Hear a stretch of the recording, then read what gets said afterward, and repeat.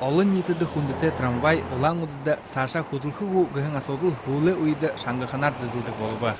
Ушур юггэхэд трампарк буряды нийслэл хотын энергетикуудтай горите мөнгө үрité. Управление трамвая почти на протяжении последних 10 лет Хөлөө 10 жилийн туршид үнэсэн тогтооход үгүй 2 шахуу жилээр хододох байна тоолнод. Тэрүүгээр манай байгууллага үнийхэд хосорхо байна шүү.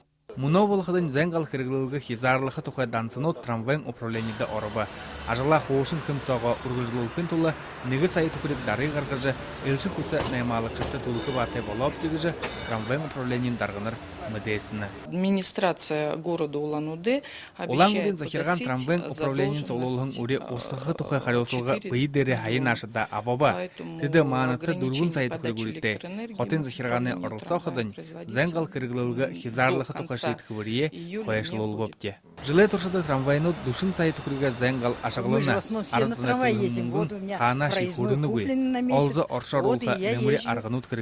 Для того, чтобы существовал в Улан-Удэ трамвай, вот с таким движением, интервалом, с такой частотой движения, с таким объемом работы на линии с 6 и до 23:30, цена вопроса 340 миллионов. Трамвайн управлением уришиде сашда дарагдах болбол бурят энергосбыт тэрний зангалар хангахая болиха.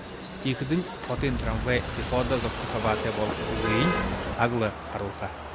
Баяр Александр Масляков, Амар Волжанчевын, бурят оронны